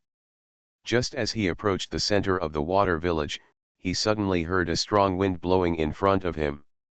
The master and apprentice were immediately alert, and quickly retreated and took out the daggers from their waists, only to see a white shadow rising into the sky from behind the wall. Bai Ying's robes made a hunting sound in the firelight. He raised the long spear in his hand high into the air. The huge force caused the dragon-patterned spear to bend into an arc full of tension. The silver blade silently cut through the flying snow in the sky and slammed down to the ground. "Who can stop me?" Boom!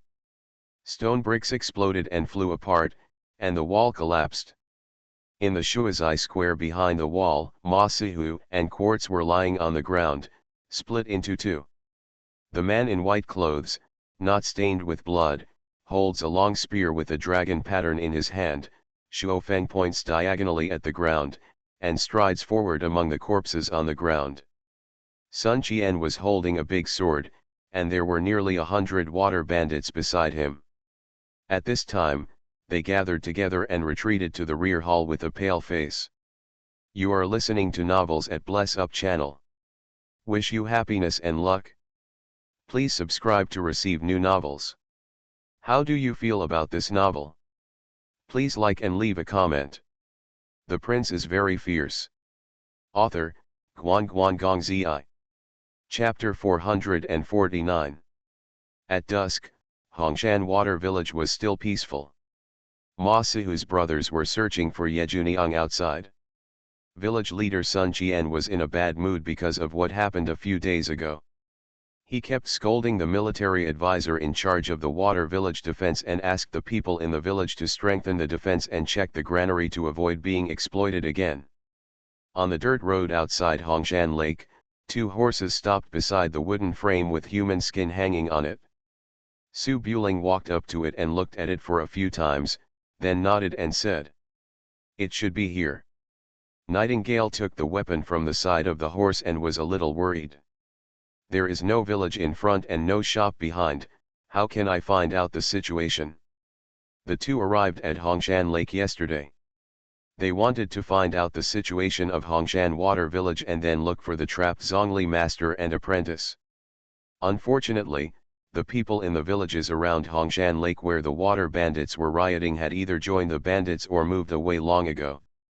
There was no one in the radius of dozens of miles. They finally met someone, but he didn't know anything and just pointed in a general direction. Su Buling glanced at the traces on the snow, and followed the footprints to the direction of Hongshan Lake. How else can I ask?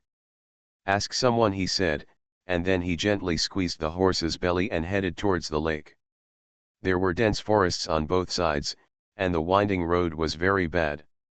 It was impossible to see the surrounding situation. Su Buling rode his horse leisurely, and entered the fork road and walked less than 100 steps. There was a slight sound of click, click, click in the dense forest. Su Buling didn't even turn his head, and hooked the long spear on the side of the horse with his toes and threw it directly. SSS. The dragon-patterned long spear was like a sharp sword that had been untied from the string. It pierced into the dense forest with a sharp sound of breaking the wind. After a dull sound of metal entering the flesh, the feathered arrow that had lost its accuracy flew out of the woods crookedly and landed on the road. Su Buling got off his horse and walked to the woods beside the road.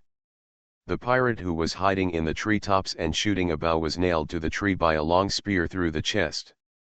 His hand was still tightly holding the spear, and a hoarse sound came out of his throat. Nightingale looked up, spread her hands and said, "Young master, please leave someone alive." Su Buling flew up and pulled out the long spear, wiping the blood off the body. "As long as you are on the right road, Hongshan Lake is too big, it is not easy to find people. Zhongli Chuchu must be hiding in the forest. Make some noise to attract the attention of the bandits. They will naturally come to find us after they get away." Nightingale nodded, picked up the iron bow and quiver from the bandits, and followed Su Buling. "What are you doing?" "Murder and arson." Su Buling responded casually, and then he walked into the depths of the fork with the long spear, and came to the shore of Hongshan Lake. There were more than a dozen bandits sitting on the small pier, and 2 small boats that went to and from the water fort were moored. It was snowing and cold. A dozen or so pirates were supposed to be the guards at the dock. They were all sitting around a brazier in a shabby shed. The leader was a bald man with a big knife leaning against his side. He was rubbing his hands and talking about the big things that happened a few days ago. "Do you know why Boss Ma was so angry? I heard that when our boss she asked and ran over to pull the people apart, Boss Ma was lying on the table, and that thin lawyer was lying on Boss Ma. Ouch. Tisk tisk tisk, Boss Ma is such a strong man, how could he lie down there? Does the thin lawyer have the strength to do that? The lawyer didn't drink and was sober at the time. I heard that Boss Ma was horny." Huh. Many pirates rubbed their arms, their faces full of indescribable expressions. Su Buling walked silently outside the shed, stood there for a long time, and saw that the guards did not respond, so he coughed lightly. Ahem. The little leader who was talking eloquently thought that Boss Ma had come, and shivered with fear. He turned around and saw that it was a rich young man in a white robe, and was stunned for a moment. The bandits next to him were also puzzled. They looked around a few times, and one of them yelled at the woods. "Zhu Lao-san, how the hell are you guarding?" The little leader was obviously a veteran, and when he saw the long spear in Su Buling's hand, he showed a little surprise in his eyes. Seeing that Su Buling came alone and there didn't seem to be any soldiers behind him, he stood up and held the big knife beside him. "Friends from that road? Come to seek refuge or look for someone?" Su Buling looked at Hongshan Lake behind him, and the fire of the water fort in the far distance was faintly visible, thinking that it was Hongshan Water Fort. He raised his hand and clasped his fist. "Su Shan, the Eagle Finger Wanderer, has had a relationship with the village chief. Sunday I came to pay my respects to him." The little leader nodded, waved his hand behind his back, and continued to be polite. "So you are the village chief's friend. Where have you been?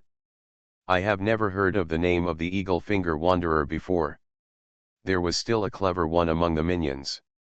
He stood up calmly and walked towards the big brazier on the dock.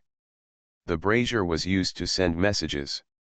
Once the fire was lit, the water village opposite would know that there was an enemy and make preparations in advance. Seeing this, Su Buling stopped his polite words and raised his hand slightly. A feather arrow shot out from the woods and accurately nailed the back of the head of the water bandit who stood up. The water bandit fell straight down without even a groan. The little leader reacted very quickly. Seeing that the situation was not good, he immediately drew his sword and chopped. The minions who reacted a little slower were scared and quickly grabbed the swords and weapons beside them. Su Buling was neither hurried nor slow, holding a long spear and sweeping through the crowd of bandits. His sleeves rolled up the wind and snow, blood flew, and the 2-foot spear tip swept through the bandits without any hindrance, cutting off the pillars supporting the wooden shed. Crack! The thatched shed of the wooden shed collapsed, burying the screams that had just been heard under the ruins. Ah! The pirates standing farther away were so frightened that they dropped their weapons and ran towards the boat by the lake. However, they had just taken a few steps when a feather arrow hit them from behind and pierced through their necks. They didn't even have time to scream. In a flash, the sentry box that was bustling just now turned into a dead silence. Su Buling put away his long spear, came to the small fishing boat by the lake, and untied the rope tied to the wooden pillar. Nightingale ran out of the woods with a longbow, and leaped onto the boat, with a little excitement in her eyes. "Master, I killed someone, ouch." Su Buling raised his hand and flicked Nightingale's forehead, his face serious, and taught her a lesson. "If you do this again, I won't take you out again. Killing is neither a good thing nor a bad thing. It's just like going to the battlefield. It's just to achieve the goal. You shouldn't feel guilty or self-blame, and you shouldn't take pleasure in it." Oh! This time it hurt a little. Nightingale's eyes were full of tears, and she rubbed her forehead a few times and stopped talking. Su Buling, imitating the appearance of Ning Yuhi, rowed a small boat to Hongshan Water Village and whispered, "Sneak into the water village later and eliminate the sentry. Don't alarm other bandits." Nightingale pursed her lips and glanced at Su Buling's back weakly. "It seems that they have been alarmed." Huh. Su Buling frowned and looked back at the small dock just now, but saw that the thatched shed that had just collapsed was set on fire by the brazier inside, and it had already ignited a raging flame, which was very eye-catching in the snowy night. Mistake. Thank you for the reward of 10,000 yuan from All Say in Your Eyes. Thank you for the reward of 10,000 yuan from Smoke Style. The Prince is very fierce. Author, Guan Guan Gong Zi. Chapter 450. There are torches everywhere in the Hongshan Water Village, relying on the lake and natural dangers. There is no tense situation in the water village at all times. There are only a few scouts standing on the arrow tower to keep watch. The water bandits gather among the houses to drink and play dice. There is noisy everywhere. Sound. In the middle of the meeting hall, Sun Qian, the head of the family, was sitting at the main seat. He was thin and looked like a scholar, but his face was gloomy and showed a bit of violence.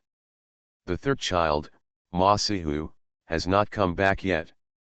There is only the second leader, Quartz, in the council hall.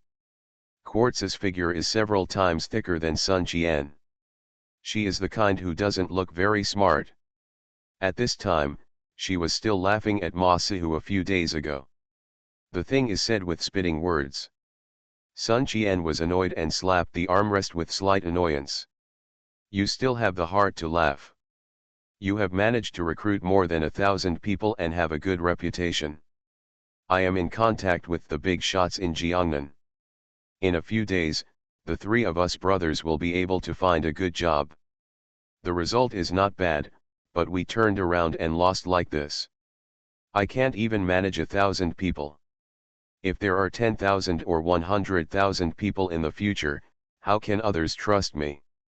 Quartz coughed slightly, but did not dare to laugh, and asked curiously, "Brother, we just recruited people to save money, but we still don't know where the money went."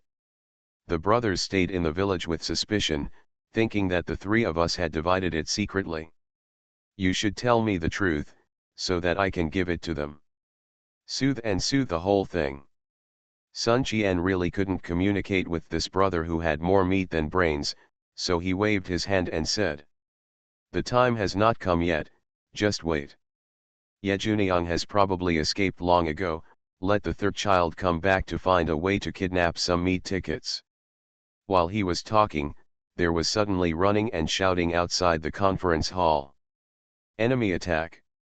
Officers and soldiers are coming!" Sun Qian stood up suddenly when he heard this, his eyes were very surprised. Quartz was also puzzled and asked doubtfully, the government didn't say they were coming to beat us, so why did they come here without any notice? How do I know? Sun Qian took advantage of the famine to recruit so many war-ready soldiers. Naturally, he was not doing it for fun. He had connected with the King of Wu in the past few months and reached an agreement. The King of Wu would not send troops to attack by force. The government-organized small-scale officer and soldier raids will also be conducted in advance. Sun Qian thought for a moment, raised his hand and said, "Let the young ones be on guard. Go out and see how many people there are." Quartz nodded, stood up, took a long-handled copper hammer from the wall, put it on his shoulder and walked out of the meeting hall. When the men in the water village heard the shouting, they had already gathered together and ran towards the various fortresses with swords, guns, bows, and arrows. Although there were hundreds of elite leaders taking the lead, most of the water bandits were still a ragtag group that had just joined. The sudden situation was a little confusing and attracted a lot of scolding. Quartz led more than 20 elite water bandits to the wooden wall of the water village. He stood on the platform and looked at the lake in the distance, a dark hole with no lights at all, only a small fire burning on the pier on the other side, suddenly shining in the snowy night. Faint and appear. Damn it, did those idiots set the house on fire? Quartz's face darkened slightly, and she looked at the men next to her. Send someone to take a look at the lake. The subordinate held the knife and looked cautious. The two groups of people we sent out never came back. There was not even a response. The officers and soldiers may have touched the shore. Quartz is not very smart, but she is not stupid either. To attack a 1,000-man water stronghold requires at least a dozen large ships and thousands of officers and soldiers. How could it be possible for him to just die without a sound? He knotted a few good ones, held a long-handled hammer, slid down from the water village gate, and walked along the dark road to the lake. The fire in the water village is bright, but the road outside is dim and snowy. Even if you hold a torch, you can only look down on the few feet in front of you. Quartz was walking with a copper hammer in one hand, and wanted to scold the sentry on the other side. Unexpectedly, before he had walked 100 steps, a soft sound of sizzling came from the snowy night. Watch out! Although Quartz was strong in stature, he was very agile in his movements. He lifted the hammer lightly, listened to the sound and identified the position, and knocked away the flying arrows. The arrowheads rubbed a few sparks on the copper hammer. The minions behind him quickly raised their weapons and pointed forward as if facing a formidable enemy. In the silent night ahead, a man let out a slightly unexpected "huh" sound, and then a bit of cold light pierced the wind and snow in front of him. The white shadow's feet were like a ghost. When he saw clearly, he was already 10 feet away. Quartz's face changed suddenly when she saw this hand. With a loud roar, she raised the long handle and swung it towards the incoming Chang 11, and quickly retreated. The copper hammer hit the pole, making a crisp sound of gold and iron. Quartz felt an incomprehensible force coming from her hand. Her mouth was numb and she let go of the copper hammer, but the long shaft only shifted a little. The long spear stabbed a minion next to him, piercing through the upper body of the minion effortlessly, like a poisonous snake spitting out a message. Quartz took 3 steps back before she could barely avoid Changsha. Blood sprayed out from beside her and splashed her face. When she looked up, she saw that the white shadow had already disappeared into the night, but the body of the gangster had not yet fallen. Who? What? The faces of a dozen elite water bandits changed drastically, and the night ahead was as quiet as usual.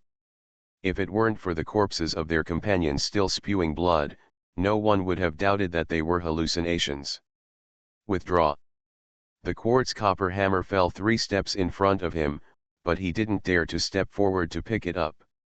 He stared at the dark road and stepped back quickly, followed by a dozen minions. Unfortunately, they didn't run very far when the white shadow appeared again. This time it fell directly from the top of everyone's head. The sharp edge appeared silently and pierced the head of a minion before everyone noticed it. Quartz was so frightened that she lost her mind and didn't care about the men around her. Her speed soared and she jumped several feet away in 2 big steps. Behind him, there was also the crisp sound of bones exploding and the horrified screams of his men.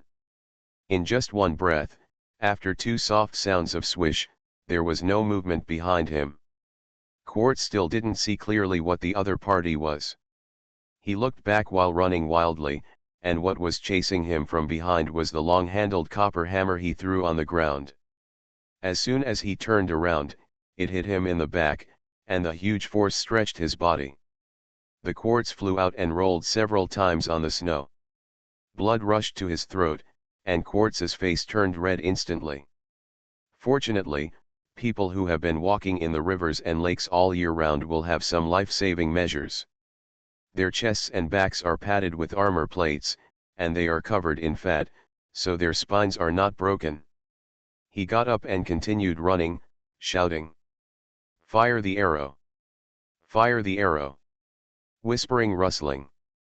Quartz and others held torches. The water bandits on the archery tower of Shuazai had already noticed the movement here. After seeing Quartz rushing into a shot, more than a dozen bows began to pour water into the night to cover Quartz's escape. The ghostly white shadow in the night also gave up the pursuit and temporarily lost its trace.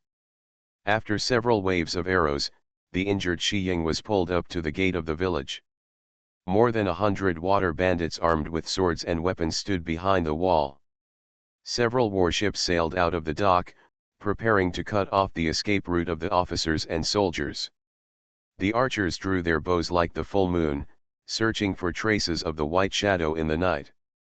There was a brief silence in the water village. Everyone clenched their swords and paid attention to their surroundings. However, the elusive shadow seemed to have quietly retreated and never appeared again. Just when many water bandits looked at each other and were about to send a large group of people out to take a look, a muffled sound of bang suddenly came from behind, like a battering ram being mounted on something. Many water bandits were frightened and quickly turned their heads, only to see a white figure under the watchtower behind the village gate rushing towards the wooden pillar of the watchtower at an almost terrifying speed, and hit the thick thigh-high pillar with a stick, directly breaking the foundation of the watchtower. With a crisp sound and screams, the watchtower collapsed and hit the building behind it, falling to pieces. The white shadow did not stop at all and crashed into another building.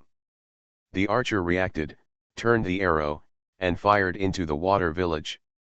Unexpectedly, there was a sound of breaking wind outside, and the arrows accurately hit the back of the archer's head. In an instant, 4 or 5 people were lying down, and the fire it also rises from the corner of the huge water village.